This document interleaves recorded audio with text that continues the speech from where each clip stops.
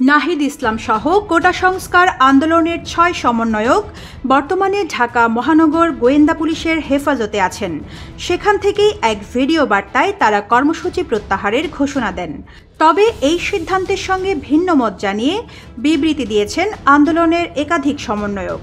দেশের চলমান এমন অস্থিতিশীলতার মধ্যে সোমবার সন্ধ্যায় রাজধানীর মিন্টো রোডের ডিবি কার্যালয়ে হেফাজতে থাকা সমন্বয়কদের সঙ্গে দেখা করতে যান সাবেক স্বরাষ্ট্র প্রতিমন্ত্রী সোহেল তাজ।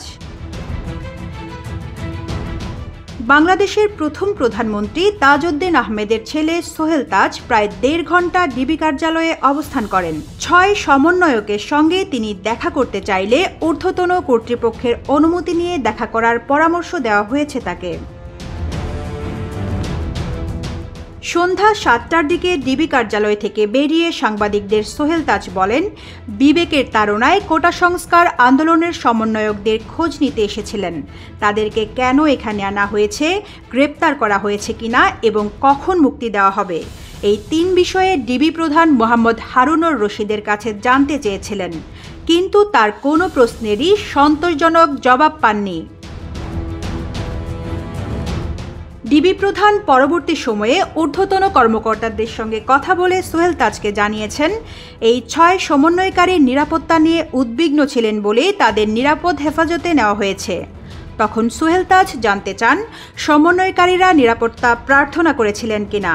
জবাবে ডিবি প্রধান জানান, মনিটরিং করে তারা বুঝতে পেরেছিলেন কোটা আন্দোলনের সমন্বয়কারীরা নিরাপত্তাহীনতায় ভুগছেন।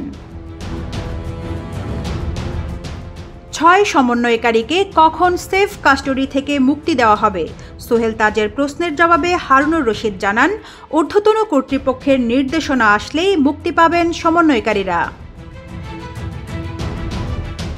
সোহেল তাজ বলেন, এই ছাত্র আন্দোলন ঘিরে যেসব ক্ষয়ক্ষতি হয়েছে তা কিছুই নয়, এগুলো ভবিষ্যতে আবার গড়ে নেওয়া যাবে, কিন্তু একটি প্রাণও কি ফিরে আসবে?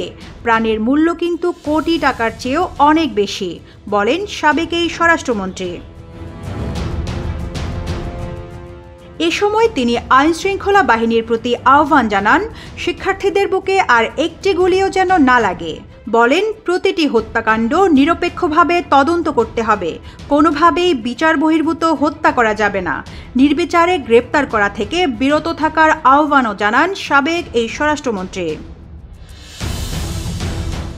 আন্দোলনকারীদের উদ্দেশ্যে কোনো বার্তা আছে কিনা এমন প্রশ্নে সোহেল তাজ বলেন, ডোন্ট লুজ হোপ, সামনে ভালো দিন আসবে, আশা ছাড়া যাবে না, এই দেশ তোমাদের সম্পদ, তোমাদেরই গড়তে হবে। রিজওয়ানা রিন্তি, ইত্তেফাক।